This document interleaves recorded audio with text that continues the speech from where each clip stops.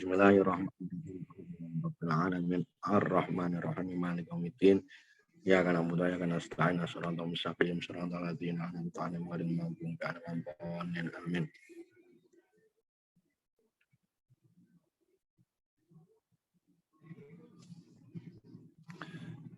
Meneruskan yang kemarin, Pak, ya. Yes, Sekarang kita buka halaman 61, Pak. Di PDF itu halaman 61.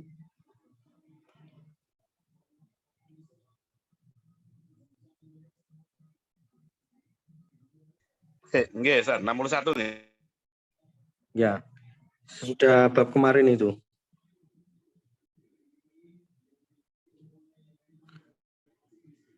Halaman 61, 63, Pak. 63 antara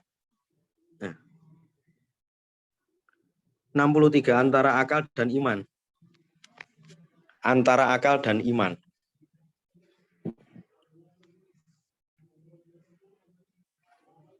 Itu memandang Isra Mi'raj. Jadi kejadian-kejadian yang sifatnya di luar akal.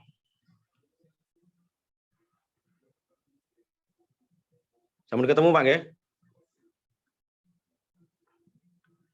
Kalau sudah, ini saya bacakan, nanti dibahas bareng-bareng. Mungkin dari satu sisi saya juga punya pengetahuan, panjenengan juga mungkin lebih tahu dari saya dari sisi lain. Mari kita diskusikan bareng-bareng. Nggih, Ustaz, siap. Bismillahirrahmanirrahim.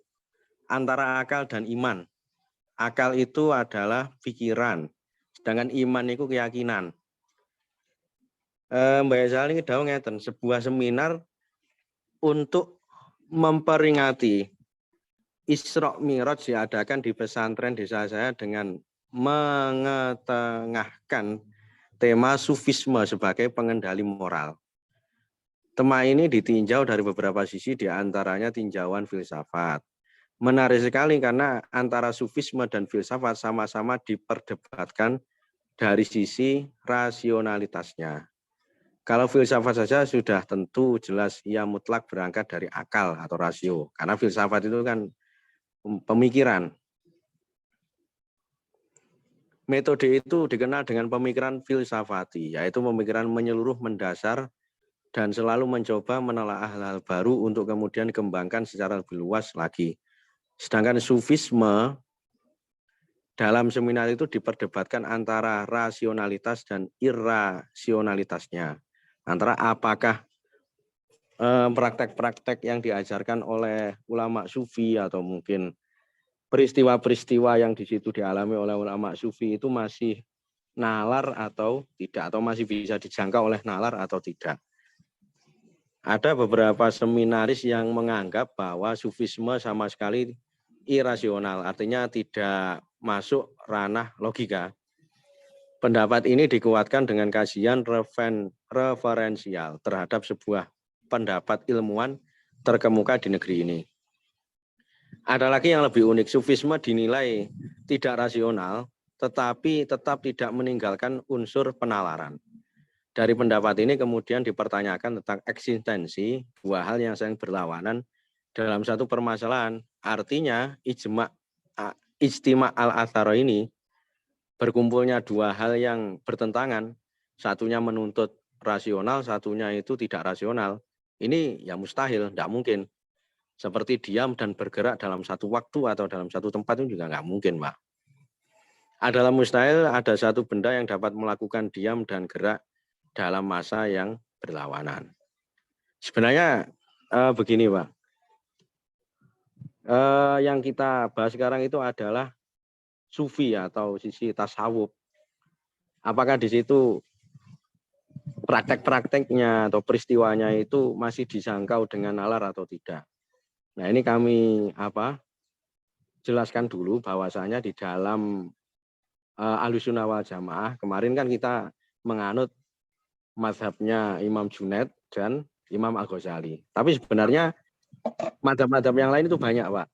Seperti Abi Yazid Al-Bastami, Abu Madyan Al-Maghribi, Ahmad Ar-Rifai, Nggih, Ibnu nggih. Arabi dan yang lain-lain, Pak. Dan mereka itu mempunyai pemikiran atau mungkin mempunyai corak tasawuf itu berbeda-beda. Mungkin yang corak tasawuf yang mungkin paling enak yang bisa dinalar mungkin ya tasawufnya Imam Al-Ghazali. Kalau panjenengan buka kitabnya itu seperti Ihya Ulumuddin atau mungkin yang dikajikan oleh Gus Ulil Absar Abdallah itu seperti Faisalut Tafriqoh, seperti Al-Muqid Minan Dolal. Tasawufnya Imam Al-Ghazali itu berusaha menalarkan sesuatu yang sifatnya itu sebelumnya sulit untuk diterima akal. Contohnya seperti ketidakyakinan kita terhadap atau keraguan-raguan kita terhadap pahala dan dosa. Atau kehidupan kita di duniawi ini yang di situ sifatnya sementara. Setahu saya, Pak, di salah satu kitabnya Imam Al-Ghazali itu pernah menyindir begini. Jadi orang itu logikanya ketika ingin berjalan atau melakukan perjalanan jauh mesti dia itu persiapan. Seperti panjenengan ketika akhir tahun itu ingin ada kegiatan muncak di gunung atau di luar daerah itu kan mesti persiapannya jauh-jauh hari. Beberapa hari kemudian mungkin persiapan mungkin beli ransel atau apa yang pokoknya kebutuhan-kebutuhan selama bepergian lah. Atau ketika panjenengan ingin haji di Mekah itu kan ya mesti jauh-jauh hari itu sudah persiapan hartanya atau mungkin umur rampenya semuanya. Itu baru perjalanan di duniawi. Seharusnya ketika melakukan perjalanan menuju akhirat, di mana duniawi ini sifatnya ini kan sebenarnya persinggahan, ibaratnya itu terminal, bukan tempat tujuan akhir. Seharusnya kalau orang itu yakin bahwasanya dia itu akan mati dan ketika sudah mati dia akan bertempat di akhirat, kalau tidak di neraka dia di surga, seharusnya dia itu harus lebih bersiap diri. Akan tapi manusia menurut Imam Al-Ghazali karena masih mempunyai syahwat, jadi keinginan untuk menuruti nafsunya, apa yang dia syahwati, yang dia ingini di dunia ini, berupa hal-hal yang berupa sifat kebendaan, maka hal itu menjadi hijab, penghalang manusia itu menghidupkan hati nuraninya. Nah, itu diantara. Jadi penalarannya itu sangat jauh sekali. Ini salah satu bentuk tasawuf model falsafi sebenarnya. Jadi tasawuf menggunakan penyamaan-penyamaan atau perumpamaan-perumpamaan. Nah ini biasanya yang paling sering menggunakan penjelasan falsafi ini adalah Imam Al-Ghazali. Ada lagi yang di situ menggunakan corak lebih ke arah ilham, Pak. Ya ini kadang itu sulit untuk dipahami. Sehingga kita itu kadang melihat ada sebagian orang itu tasawuf memandang praktek-praktek yang di situ di luar nalar. Seperti dalam seharian kita itu sering kita melihat orang yang di situ dianggap jazab lah. Jazab itu adalah orang yang sebenarnya tidak gila, Pak. Sebenarnya tidak gila, hanya saja pikiran dia itu terfokuskan hanya kepada Allah, sehingga dia tidak sadar pada selainnya. Akan tapi dalam tingkah lakunya kadang ya tidak ada bedanya dengan orang yang hilang ingatan. Tapi sebagian juga ada yang masih ingat, seperti orang-orang yang jazab yang di situ masih sholat, masih melakukan syariat-syariat itu. Iya. Itu juga fenomena sosial ya, itu. Nah iya betul. Ini saya sampaikan karena supaya kita itu tahu perbedaan mana seorang itu dikatakan aulia, seorang waliullah, seorang yang ahli tasawuf, dan mana orang yang di situ hanya mengaku ahli tasawuf tapi sebenarnya dia itu tidak mengerti apa-apa. Sehingga yang jadi korban nanti, Pak, ketika tidak mengetahui sisi ini ya, yang jelas masyarakat. Ya, ini kan hari-hari ini kita digegerkan ya dengan kasus itu. Seorang dukun ngaku Gus misalnya. Nggih. Wah, itu rame ya. Nah, ini kan berawal dari tidak bisa membedakan mana praktek-praktek spiritual yang biasanya dilakukan oleh tasawuf, ulama ahli tasawuf, dan mana praktek spiritual yang biasanya dilakukan oleh tukang sihir. Itu memang beda tipis, Pak. Beda tipis sekali. Hampir sama, tapi ya dasarnya tidak sama. Serupa tapi tidak sama. Sama ini Ustaz, apa itu? Nggak ada komentar itu bahwa ini ya, yang kitab yang sering dibaca di pesantren juga kan itu Mamba Usul Hikmah ada yang mengomentari itu kitab sihir. Ada sebenarnya kalau saya dulu pernah baca juga itu di dalamnya juga banyak disebut nama Allah juga loh. Cuma itu kan kayaknya mengeneralisasi isi gitu kan ya. Betul, itu justifikasi yang salah sebenarnya. Nah, Artinya begini, sebenarnya sebelum kita mengatakan apakah kita Mamba Usul Hikmah atau Syamsul Ma'arif Kubro itu ya, yang ada wifik-wifiknya itu, raja-rajanya itu dikatakan kitab sihir atau tidak, ya kita harus mengetahui definisi sihir ini pun apa rumiyin, Pak. Iya, betul. Definisi sihir itu kan sebenarnya sesuatu yang secara adat itu bisa menimbulkan asar atau dampak, entah berupa hal-hal yang membahayakan atau yang bermanfaat. Entah metodenya itu menggunakan bacaan-bacaan itu sehingga seperti mantra-mantra itu, atau menggunakan tulisan-tulisan rajah atau wifik itu, atau menggunakan jimat-jimat yang kalungkan atau digantungkan di rumah-rumah itu ya. Dengan kriteria orang yang mengamalkan itu adalah orang yang tidak mutasyari' atau orang yang tidak menjalankan syariat. Nah, itu yang paling penting, qayyidnya itu, Pak. Nggih. Kalau gambarannya paling gampang ya kayak Gus Muafik bilang itu, artinya ini sumbernya belara apa sumbernya baterai senter gitu. Itu ya. Jadi Jadi takrifnya sihir itu. Kalau belara kan membakar dirinya sendiri kalau kita pakai lama-lama kan gitu. Kalau senter itu kan tetap percaya dalam arti dua hal ini sumbernya berbeda. Cuma yang saya pahami ya teman-teman saya itu dulu ya kok ngajinya ada yang mamba, ada yang ada Eropi, ada macam-macam itu kan berarti ini ya di situ ada ada nuansa bahwa itu sumbernya sebenarnya berbeda dengan kalau itu dikatakan sebagai sihir itu kan kayaknya mengeneralisasi kitab. Sayangnya kan nanti kalau misalnya di situ ada amalan-amalan atau doa dianggap itu sihir kan juga pengaruh juga. Iya, betul. Jadi dalam kitab fikih, Pak, ini saya sebutkan ya, ada beberapa kasus, Pak. Yang kita pegang itu adalah dari sisi pelakunya saja, apakah di situ mutasyari' atau tidak. Tidak memandang itu wasilahnya, entah menggunakan lafaz-lafaz doa-doa dari Al-Quran atau apa. Ini ada kasus macam ini. Ada orang itu menggunakan Al-Quran. Ayat-ayat itu digunakan untuk mencelakakan orang lain. Ini kalau di dalam kitab fikih, ketika menimbulkan dampak yang buruk, bisa membunuh orang semisal, dengan metode atau wasilah Al-Quran ini kekuatan yang muncul ini sama seperti sihir, Pak. Meskipun itu wasilahnya Al-Quran.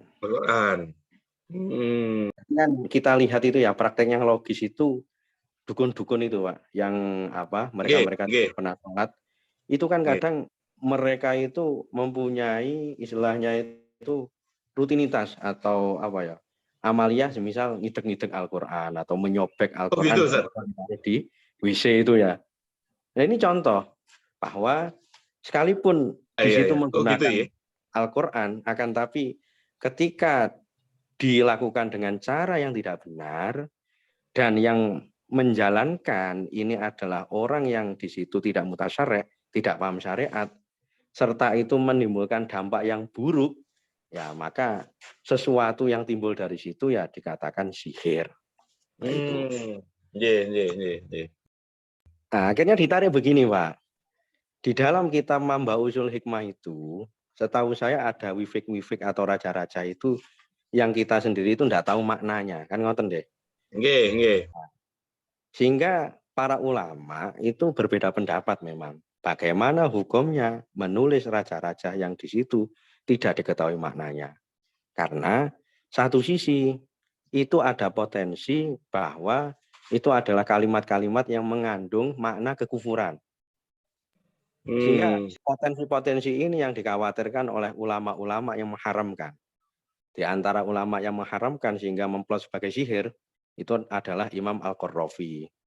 Ya, ya, betul. Tapi pendapat ini dibantah oleh ulama mazhab Syafi'i, di antaranya adalah Ibnu Hajar Al-Haytami. Beliau mengatakan bahwa ilmu wifik ini asalkan kita dalam mengamalkan itu diberi ijazah, mendapatkan ijazah atau legalitas mengamalkan dari guru yang di situ mutasyarek, menjalankan syariat, maka ini boleh-boleh saja. Karena apa? Karena ijazah dari orang yang mutasyarek itu sudah memastikan bahwasanya apa yang kita amalkan itu sesuai dengan syariat. Artinya tidak keluar dari koridor syariat. Sehingga menurut Imam, kayaknya yang dianut di Indonesia itu kan pendapat Ibnu Hajar Al-Haytami ini. Betul. Bahkan dalam kitabnya Ibnu Hajar itu mengatakan bahwa sekelas Imam Al-Ghazali saja yang di situ mempunyai karangan Ihya Ulumuddin, kemudian karangan fikihnya itu juga lengkap. Imam Al-Ghazali itu kan ahli fikih juga, Pak. Juga ahli usul fikih. Kitab fikihnya itu Mustasfa juga. Mustasfa atau Al-Mankhul itu ya yang usul fikih.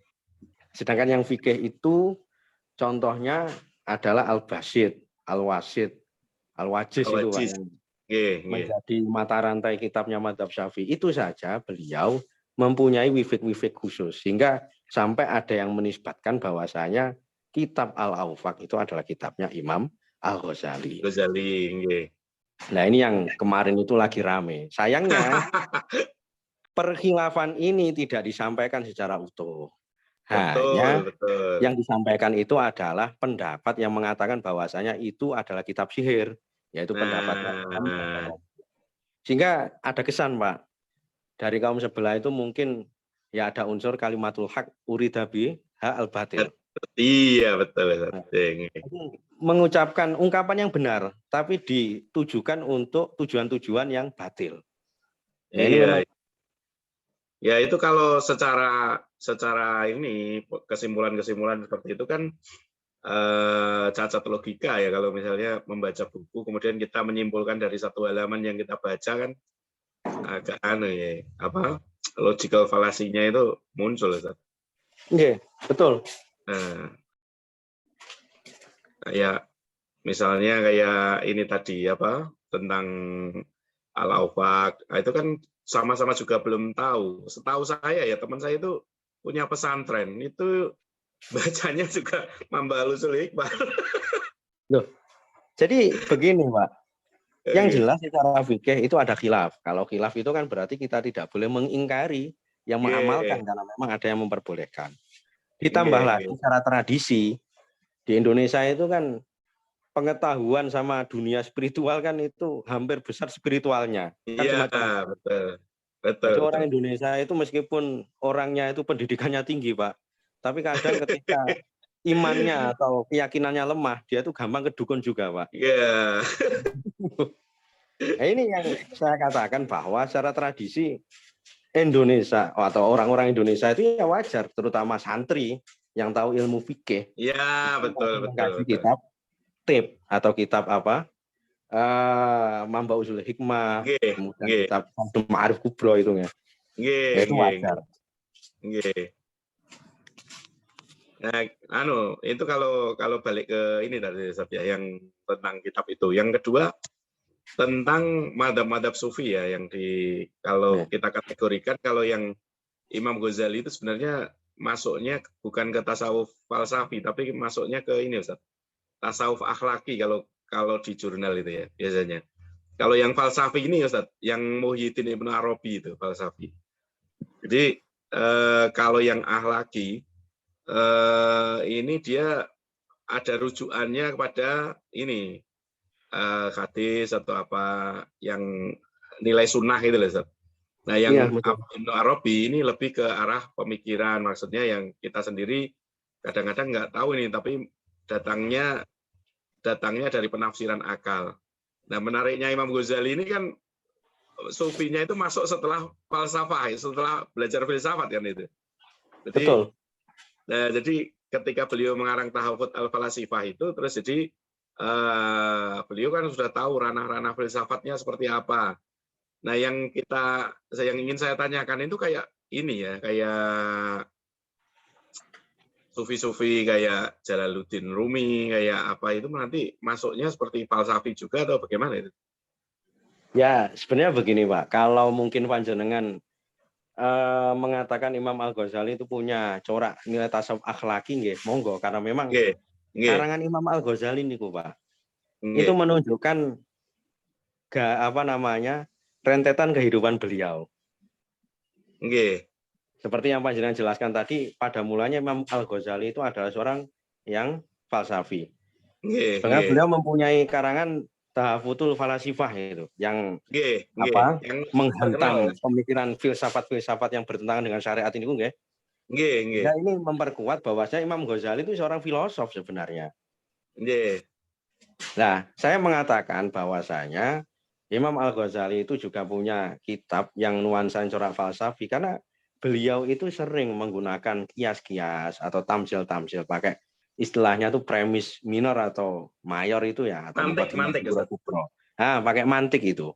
Sehingga dari sisi ini saya berani mengatakan Imam Al-Ghazali itu juga mempunyai corak falsafi, meskipun tidak se ekstrim bahasanya itu seperti Ibnu Arabi atau seperti Syekh Mansur Al-Hallaj yang bahasanya itu sulit dipaham. Tapi kalau Imam Al-Ghazali itu ya falsafi yang mantiki, yang masih bisa dicerna lah pemikirannya itu. Nah, kalau yang ini Ustaz, apa Jalaluddin Rumi itu gimana itu? Ya, setahu saya kebanyakan makalah-makalahnya ini kan dinukil dari ulama, Pak ya. Maksudnya ulama-ulama sesudahnya. Sementara kitab aslinya Syekh Jalaluddin Ar-Rumi itu ya jarang kita dapatkan. Tapi yang fihi-mafihi itu ya. Tapi ya melihat corak-corak cara mengungkapkannya itu ya memang betul. Lebih ke arah beliau itu juga filosof. Seperti yang saya pahami begini.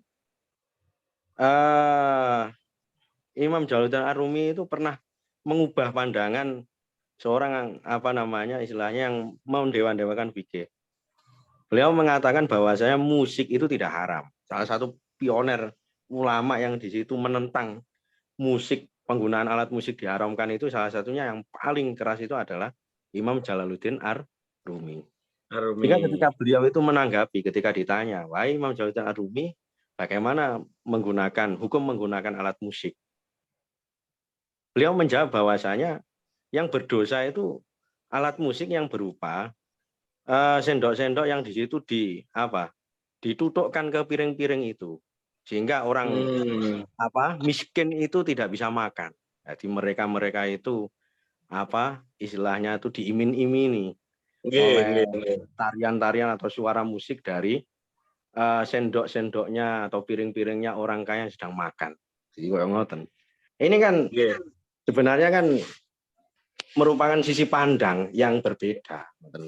Nah, ini biasanya dimiliki oleh orang yang di situ lebih ke arah filosof, pemikiran. Dia memang mempunyai pemikiran atau premis-premis sendiri daripada orang lain atau daripada ulama yang lain. Nah, cuma begini Pak, meskipun Syekh Jalaluddin Ar-Rumi itu seorang filosof atau ulama ahli filosof, tapi ya secara syariat belum istilahnya dikatakan sebagai orang yang kontroversial. Artinya ungkapan-ungkapannya masih mudah untuk dicerna. Nah, kalau memang yang kontroversial itu seperti Syekh Mansur Al-Hallaj, yang ungkapannya itu butuh ditakwil. Seperti dikatakan ana al-haq semisal. Saya adalah Al-Haq. Padahal Al-Haq itu kan nama bagi Allah Subhanahu wa Ta'ala. Nah, ini kalau ulama Ahlussunnah misalnya kan mentakwil, maksudnya ana makhlukul haq. Saya adalah makhluknya Allah yang maha hak. Kan semacam itu. Atau ungkapan beliau lagi maulahu illa fi jubati. Jadi tidak ada Allah kecuali di dalam jubahku. Ini kan ketika dipahami secara zahir itu mesti dipahami bahwa beliau itu mengucapkan suatu hal yang menyebabkan kemusyrikan atau kemurtadan. Nah, ini ditakwil, maksudnya maulahu illa fi jubati itu ya tidak ada makhluknya Allah kecuali dalam, atau tidak ada di dalam jubahku kecuali makhluknya Allah. Makhluknya Allah apa? Ya seperti lengan, seperti ketiak, seperti apa? Yang terbungkus oleh pakaian. Itu takwilan dari ulama Ahlussunnah wal Jamaah. Semacam ini. Artinya para ulama itu juga mempunyai mazhab yang sendiri-sendiri. Kalau kita katakan falsafi, berarti diartikan ulama-ulama yang di situ melakukan pendekatan tasawuf dengan menggunakan ungkapan-ungkapan ala filosof seperti menggunakan premis-premis atau kias mantiki seperti Imam Al-Ghazali, atau menggunakan cara-cara filosof yang di situ bahasanya sulit dipahami seperti apa Wihdatul Wujud atau apa itu seperti Syekh Mansur Al-Hallaj atau Ibnu Arabi itu. Ya mungkin pripun Pak, ada yang tanyakan lagi? Berarti kan ini membahas tentang fenomena sosial sufi ya ini berarti ini. Betul. Terus napa niku output yang dianukan napa nggih saking bab ini nanti? Atau kita sedang menyoroti masyarakat? Ya sebenarnya banyak, Pak. Kalau kita bahas masalah tasawuf, sebenarnya kalau di awal ini kan ranah tasawuf itu apakah bisa dicerna dengan akal atau tidak. Tadi kita sudah mendapatkan jawaban bahwa ada ulama yang di situ mendekati atau melakukan pendekatan pemahaman tasawuf itu dengan rasionalitas. Sebagian itu dengan cara ilham atau dengan cara al-kasfu lah. Macam-macam. Nah, sebenarnya yang paling dibahas di dalam sosial itu ya, yang paling menarik itu apakah tasawuf itu sebagai biang kemunduran modernitas yang kita anu sekarang. Kan sebagian orang itu kan ada yang memahami bahwa negara-negara Islam itu lama terjajah oleh negara-negara Barat ya, karena orang-orangnya itu kutu, orang-orangnya itu terlalu banyak wiritan, terlalu banyak ingat akhirat, sehingga giroh mereka untuk memakmurkan dunia itu lemah. Nah, anggapan-anggapan semacam ini yang menggiring bahwasanya seakan-akan orang itu ketika melakukan praktek-praktek tasawuf atau menjalankan kepribadian sebagai orang yang sufi itu dianggap sebagai biang kemunduran. Nah ini premisnya juga kayaknya kadang-kadang ya masuk akal Ustaz. Jadi kadang-kadang kenapa nih? Kalau yang memang orang-orang yang betul-betul ke arah sufi itu memang untuk yang sifatnya kemajuan secara fisik, ilmu pengetahuan dan lain itu kayaknya agak tidak terlalu hal yang penting ya Pak Ustaz ya. Ya, memang begini Pak. Ajaran tasawuf itu kan banyak Pak. Yang saya katakan tadi, ada yang menggunakan pendekatan falsafi, masih bisa masuk logika, dan ada yang ilham. Kalau ilham kasfu, ya sulit untuk dirasionalkan. Artinya begini, ada beberapa praktik tasawuf yang di situ memang ketika praktekkan di era sekarang itu sulit. Saya kasih sampel gini saja, seperti konsep uzlah. Uzlah itu menyepi atau meminggirkan diri dari orang banyak. Ini ada orang itu atau ada ulama itu yang memahami yang namanya uzlah itu harus menyendiri, berarti dia cari tempat yang sepi di hutan atau di gua itu untuk semedi. Tapi menurut ulama-ulama seperti Syekh Ramadan Al-Buti, Syria itu Pak ya. Beliau itu terkenal sebagai orang yang ahli filosof juga, ahli tasawuf juga.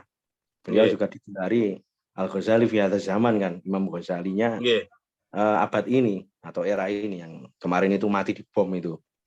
Nggih. Itu mengatakan begini, bahwasanya uzlah itu bukan diartikan untuk menyepi dari orang-orang sehingga kita itu tidak bisa melakukan rutinitas-rutinitas sosial, membantu sesama, memenuhi kebutuhan sesama, bukan.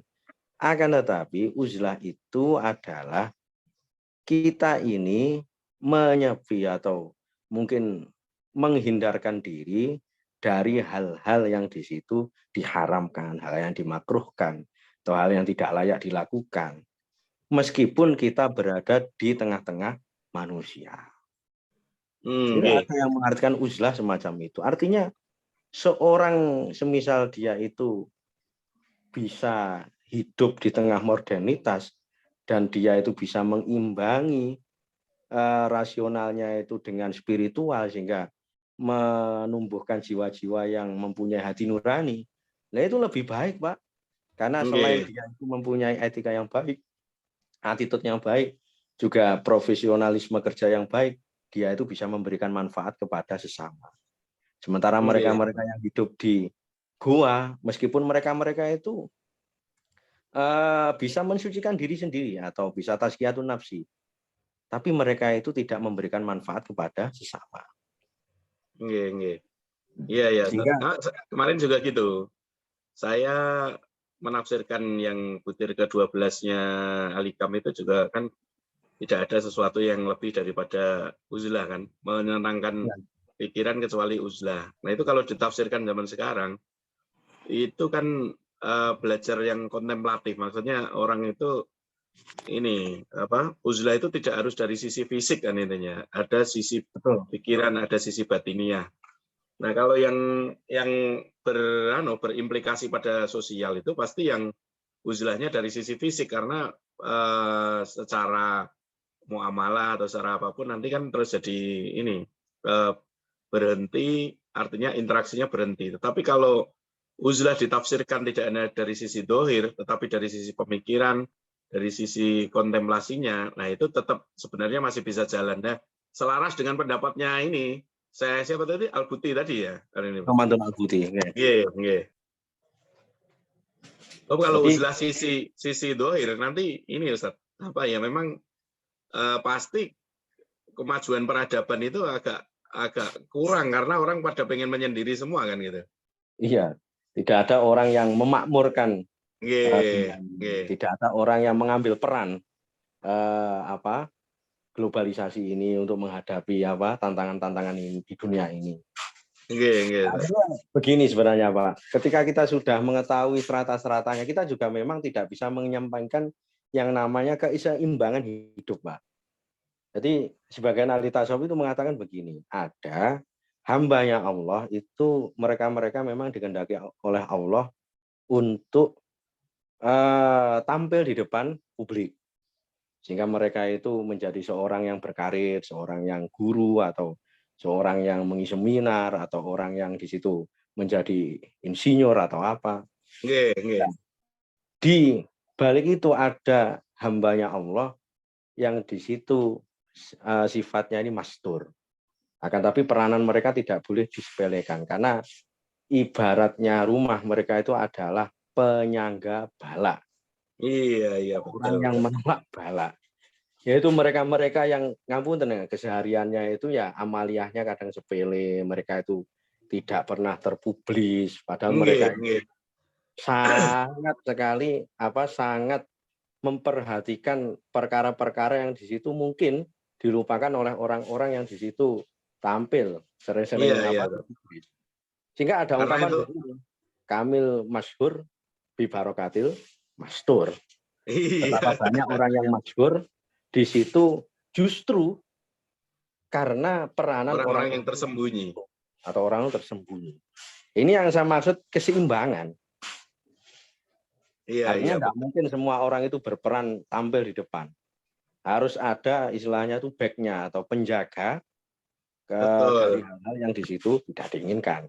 Ngoten. Kayak ini Ustaz, kayak itu fi nafsaka fi ardil kumul itu kan. Jadi ini Betul. bisa diterapkan pada beberapa orang, tapi pada orang-orang yang lain itu kan tetap berinteraksi sesuai ilmunya gitu. Nggih. Ya, sebenarnya secara sunatullahnya, Pak, yang namanya keseimbangan itu kan yang menuntut adanya perbedaan. Ya, kalau ada orang yang juga harus ada orang yang di situ rela untuk bersembunyi.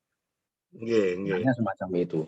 Nah, sehingga dari sisi ini logika bahwasanya tasawuf itu biang kemunduran sebenarnya juga tidak benar. Nyatanya ditambah secara realita, Pak. Pejuang-pejuang yang mengusir penjajah itu ya rata-rata orang-orang yang ahli torekot seperti iya betul.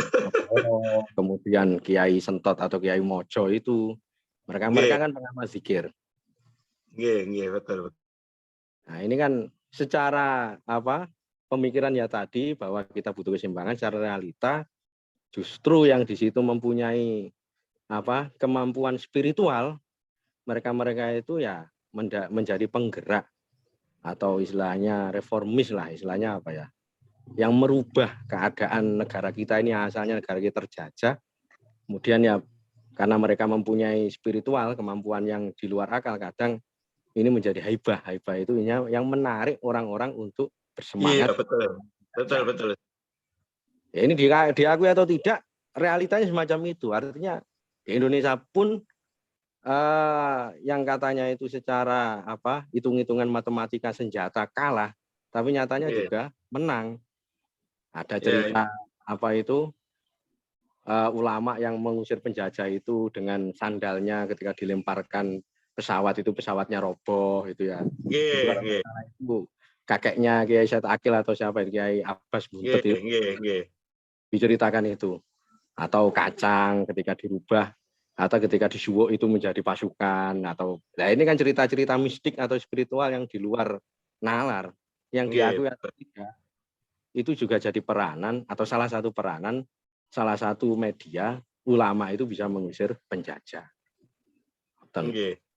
Meskipun juga Ribon.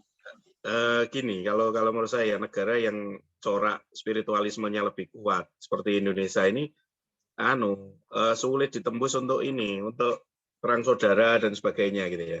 Jadi kalau di sini itu kalau spiritualisme, kalau Indonesia itu kalau mayoritas ya besar dan rata-rata kan Nahdlatul Ulama dan corak spiritualismenya kan lebih tinggi. Itu menurut pengamatan kan adu domba dan sebagainya itu bisa ditanggulangi gitu. Kalau yang murni orang mengandalkan hanya dari sisi dohirnya saja, tidak diimbangi madhab spiritualisme itu gampang rame itu loh, kayak di Timur Tengah itu kan lebih ke ini ya, lebih cenderung ke fikih, perbedaan khilafiyah dan sebagainya ya. Kalau di Indonesia itu mau beda apapun kayaknya santai-santai ngopi semua. Ya karena begini Pak, di Indonesia itu semuanya kita itu sudah terbiasa dengan adanya perbedaan. Artinya yang kita cari itu akhirnya ya meminimalisir jangan sampai perbedaan itu jadi konflik. Seperti ingat perkataannya Kiai Said begini, kalau di luar negeri itu ulama-ulama yang intelektualnya tinggi bisa ngarang kitab berjilid-jilid itu banyak. Kalau di Indonesia itu jarang punya ulama punya karangan itu. Tapi anehnya di luar negeri sana, orang yang punya karangan kitab itu tidak bisa menghentikan warganya ketika konflik dengan pemerintah. Betul. Berbeda dengan Indonesia, intelektualnya itu ya kadang rendah. Bisa dikatakan namanya kiai saja, biasanya membaca kitabnya saja masih carut marut i'rabnya. Kadang nggak fasih. Tapi begitu berperan di masyarakat. Bahkan bisa dikatakan ya dia tidak hanya sebagai ulama, tapi juga bisa sebagai penengah, kemudian ngayom macam itu. Artinya tidak hanya sebagai ahli di dalam keagamaan saja, tapi sosialnya, kemudian sisi spiritualnya atau yang lain itu juga memberikan manfaat. Sehingga ada yang menalarnya begini, seperti dawuh Kiai Haji Ahmad Siddiq kalau nggak salah itu, bahwa ulama-ulama di Indonesia itu sebenarnya punya karangan, ya karangan mereka itu ya berupa kitab-kitab berjalan itu. Ya Iya, kiai betul, betul. itu yang alumni pondok atau alumni mahasiswi itu ya mereka itu ibarat kitab berjalan, langsung memberikan manfaat kepada manusia. Iya. Nah ini dari sini sebenarnya lebih bermanfaat daripada membuat kitab, kemudian kitabnya juga hanya sebagai tinggalan benda yang mati, dalam artian tidak memberikan manfaat. Cuma dari sisi intelektual ya diakui yang namanya kiai ketika bisa ngarang kitab, apalagi kitabnya berjilid-jilid, ya dianggap lebih pandai. Yang jelas lebih pandai daripada kiai yang nggak bisa atau nggak punya karangan kitab semacam itu. Nggih. Ustaz, tanya untuk yang ini, yang pengarangnya ini, yang Jamal Makmur Asmani ini, Ustaz, murid Yai Sahal langsung ya berarti? Betul. Oh, tapi itu apa namanya, buku yang ada itunya apa, fotonya Kiai Sahal niku sebenarnya bukan karangan Kiai Sahal, hanya saduran dari perkataan Kiai Sahal yang pernah diungkapkan pada santri-santrinya. Yang buku asli apa dokumentasi seminarnya Kiai Sahal itu ya di itu nuansa fikih sosial bentuk PDF yang saya bagikan itu. Oh, nggih. Cuma kemarin nggih maaf belum bisa diunggah di Zoom karena saya nggak tahu apakah format HP saya yang memang beda atau nanti saya diskusikanlah sama Pak Dia nanti. Nggih, siap Ustaz. Ya mungkin bagaimana Pak? Ada yang ditanyakan lagi? Monggo lanjut Ustaz. Oke. Kemudian setelah kita membahas mengenai nalar tasawuf atau apa, tidak nalarnya tasawuf, atau kemudian juga membahas praktek-praktek sufi yang hampir sama dengan praktek sihir. Kemudian kita juga membahas peranan tasawuf di masa atau di era globalisasi ini, apakah tasawuf itu sebagai kemunduran atau tidak. Nah, kita lanjutkan selanjutnya adalah mengenai kejadian-kejadian yang sifatnya itu irasional. Seperti Isra Mi'raj niku. Isra Mi'raj itu kalau kita kaji dari apa, entah data empirisnya atau data apa yang biasa digunakan oleh orang-orang barat, memang itu diakui atau tidak di luar nalar, Pak. Orang bisa melakukan perjalanan dari Masjidil Haram ke Masjidil Aqsa, kemudian dari Masjidil Aqsa menuju Sidratil Muntaha, dari langit yang ketujuh, dalam waktu semalam.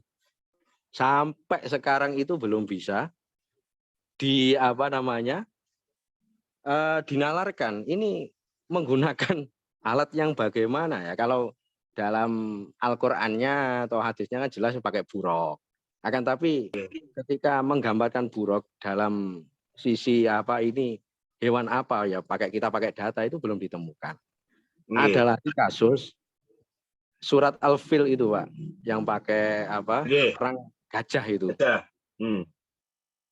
Nah ini begini, ada yang menjanggalkan dari orang-orang barat itu yang mengatakan bahwasanya kayaknya tidak mungkin gajah itu bisa dibuat apa namanya alat kendaraan mungkin dari Yaman. Kalau ceritanya kan Abroha itu kan raja Yaman yang ingin menyerang Mekah.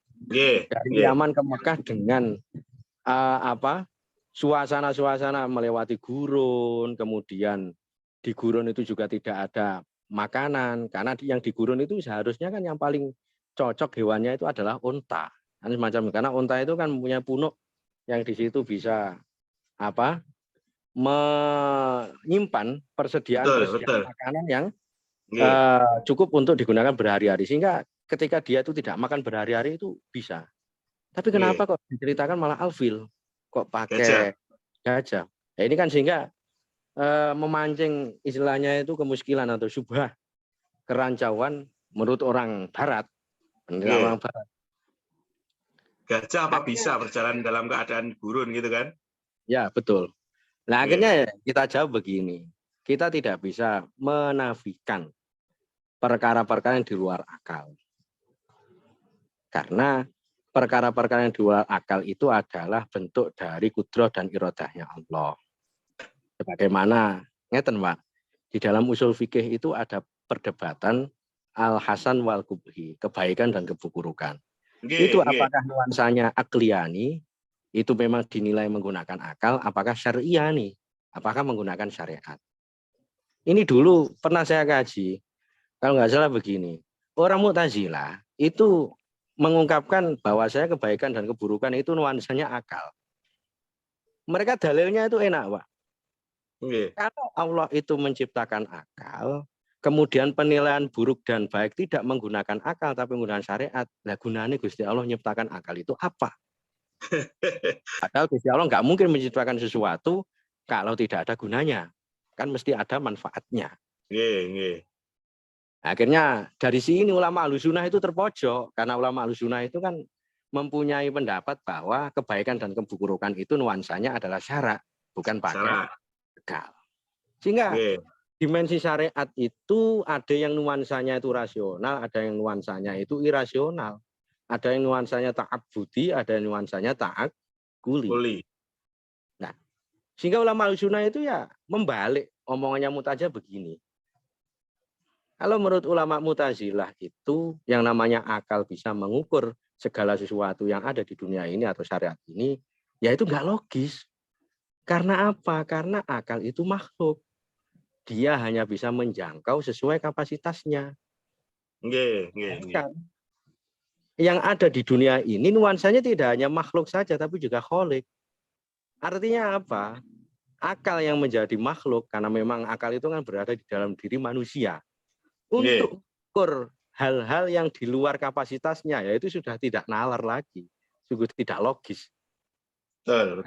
Akal itu ya mestinya menuntut dia itu menilai sesuai kapasitasnya, sesuai kemampuannya.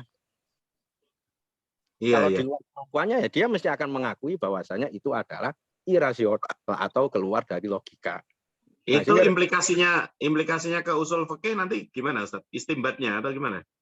Nah ini akhirnya begini, ketika Mu'tazilah itu sudah terpojok dalam artian mereka itu juga tidak bisa menjawab dengan sangkalan ini bahwasanya akal itu adalah makhluk, maka tidak bisa menjangkau sesuatu yang berada di luar kapasitas mereka. Akhirnya didukung dengan realita bahwasanya tidak sesuatu atau tidak semua hal itu bisa dijangkau dengan akal. Ada beberapa realita yang di situ harus kita akui, butuh pengakuan dari hati nurani atau dari hati yang bersih, bukan dengan intelektual atau dengan pikiran cerdas, bukan. Ini semacam itu. Sebenarnya kan banyak, Pak, kejadian-kejadian. Itu berarti menentukan kebaikan nanti al-husnu wal qubih. Itu nanti berarti kalau Ahlussunnah wal Jamaah kan pakai syar'i kan. Betul. Ini apa? Ini kan mirip konsep syukrul mun'i itu kan? Betul. Tapi implikasinya juga bisa kita terapkan dalam kasus-kasus yang irasional itu, seperti Isra Mi'raj itu nuansanya ya bukan akal, tapi itu Iya. Artinya ketika kita menggunakan akal saja ya kita akan mentah. Nah, sebenarnya orang Mu'tazilah pun Pak itu juga sebenarnya mereka itu ketika dihadapkan dengan perkara-perkara yang di luar akal, mereka juga akan diam. Akhirnya sama seperti orang Barat. Orang Barat itu ketika mendewa-dewakan rasio, mereka juga akan mentok dengan rasionalisme mereka sendiri.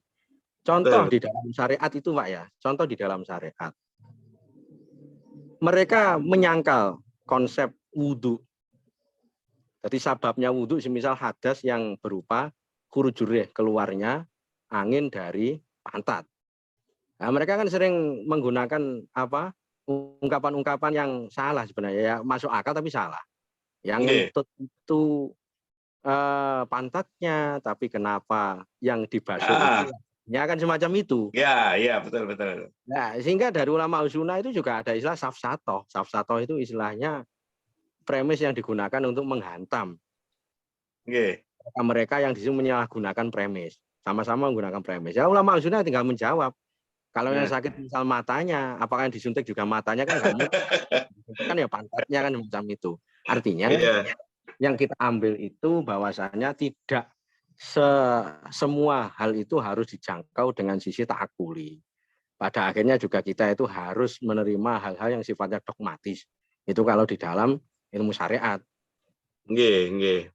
Dalam peristiwa-peristiwa ini, cerita-cerita ini, ya kita harus mengakui ada beberapa peristiwa yang di situ memang tidak bisa dinalarkan.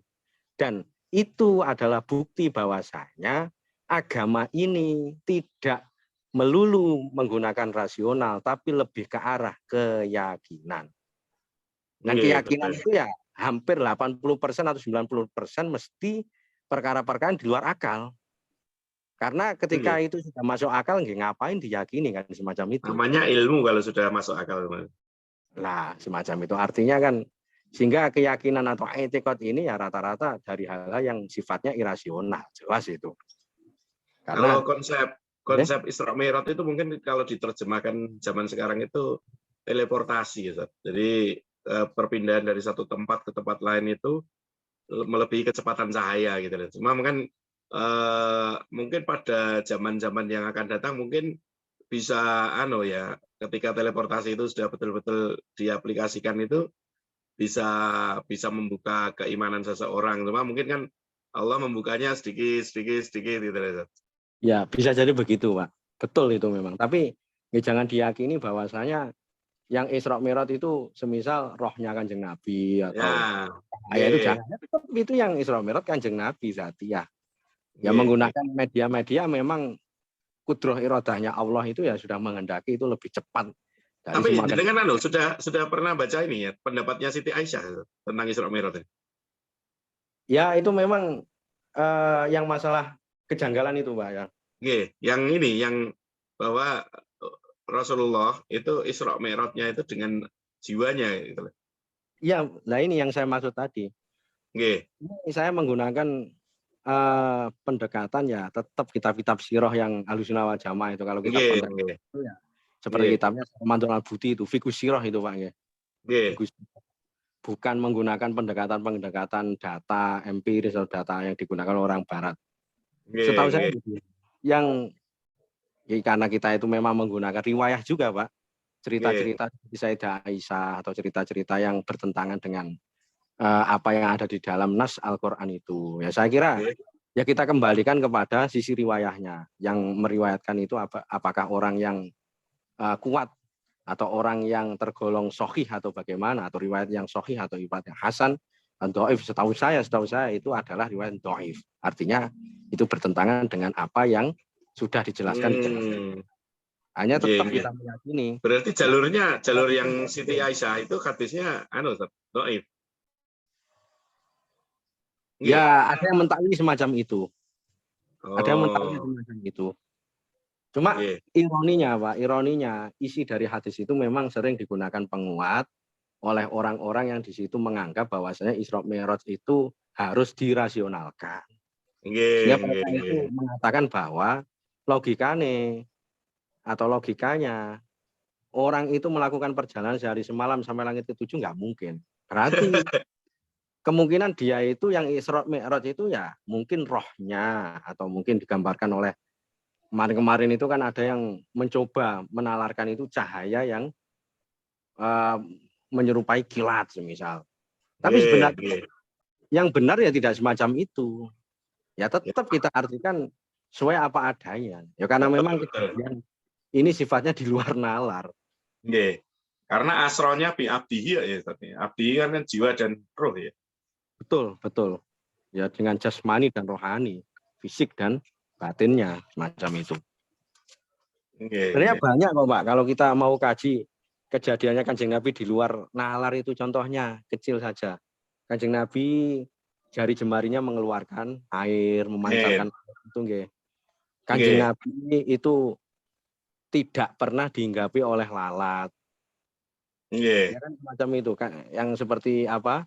Khosois atau khususnya Kanjeng Nabi itu. Kanjeng Nabi ketika berjalan di bawah terik matahari selalu dibayang-bayangi oleh awan. Awan itu lebih dari panas. Nah itu kan kalau kita kaji dari itu akan menyimpulkan bahwasanya meskipun Nabi itu dari golongan manusia, tapi dia itu mempunyai keistimewaan yang di situ sifatnya mukjizat.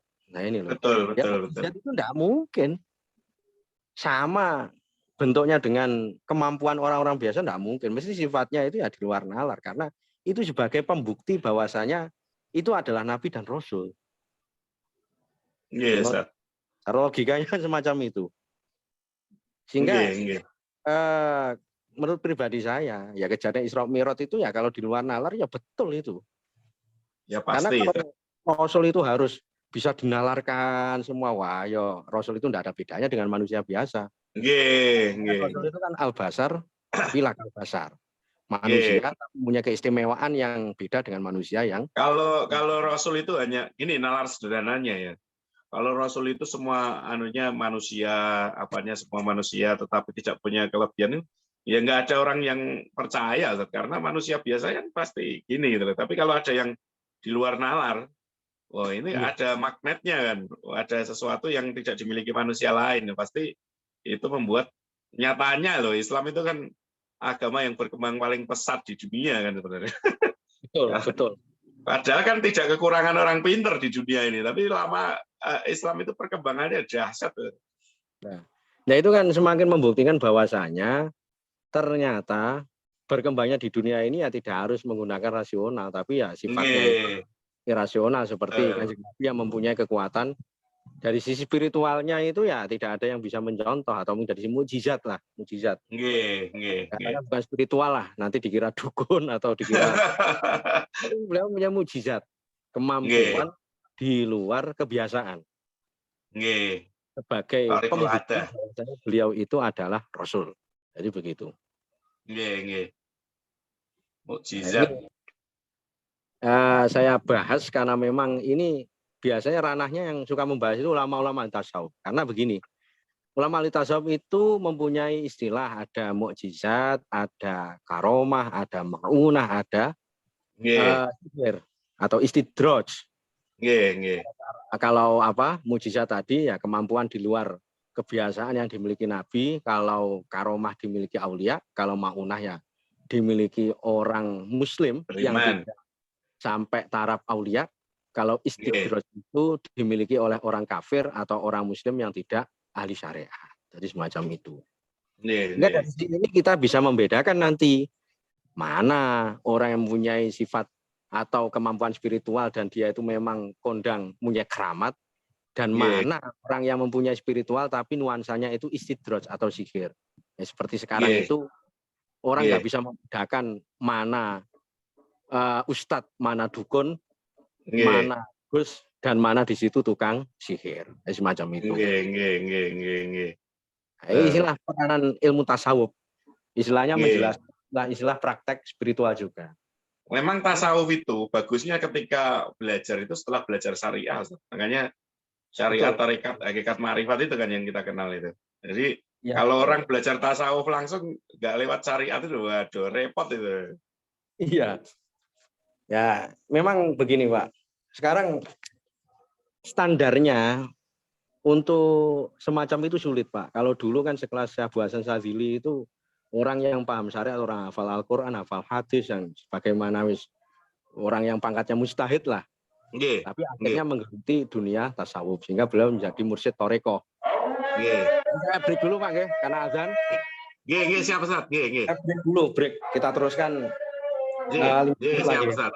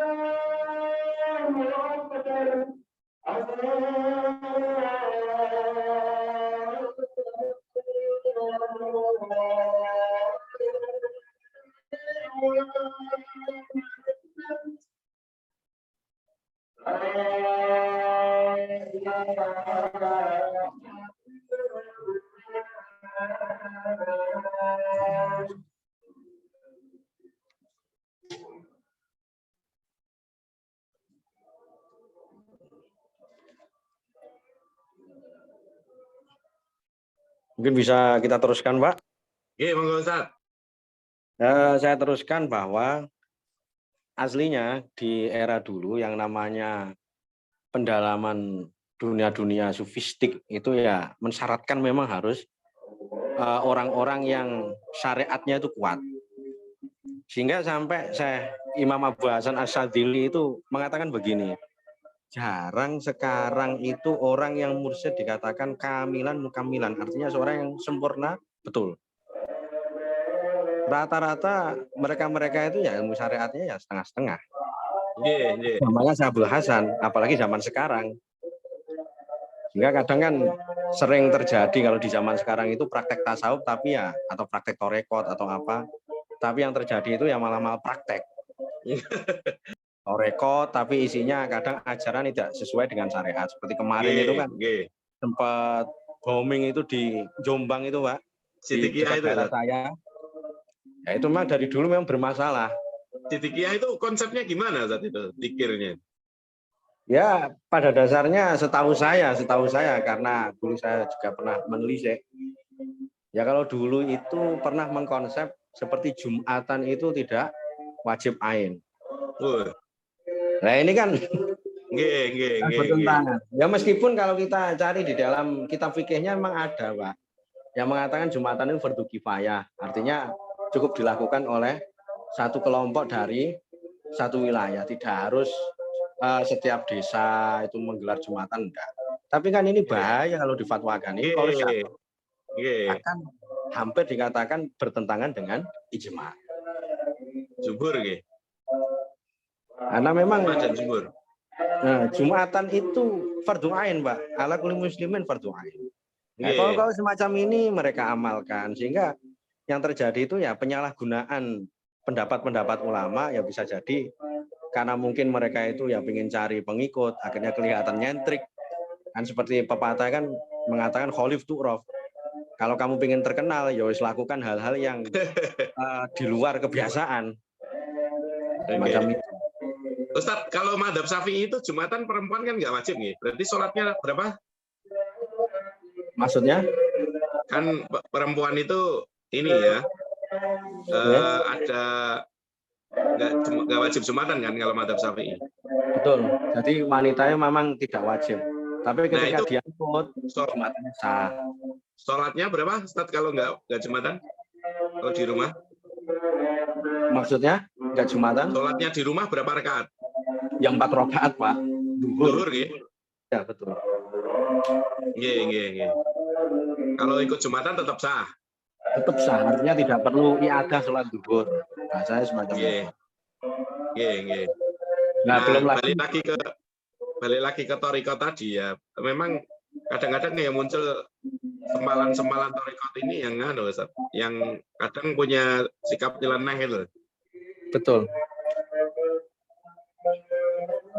Ya, ini saya kira maklum, Mbak, karena keterbatasan seorang di dalam memahami syariat itu juga punya pengaruh di dalam praktek torekot ini menggiring kepada amalia-amalia yang tidak sesuai dengan syariat.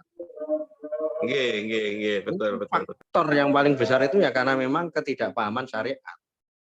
Oleh karenanya Syekh Abu Hasan Syadzili itu dulu sudah mewanti-wanti bahwasanya mursyid yang mukamil, yang memang sempurna betul itu sekarang lebih langka dari emas atau belerang yang warnanya itu merah. Sampai artinya ini sebagai tamsil bahwasanya di zaman beliau seorang mursyid yang betul-betul dia itu memahami syariat baru kemudian masuk ke dunia toreko itu jarang. Yang ada itu ya mereka yang syariatnya belum mapan, tapi dia itu yang entah karena tuntutan atau karena nafsu atau apa, dia itu ingin masuk ke dunia torekot. Ini diakui atau tidak, sekarang itu banyak.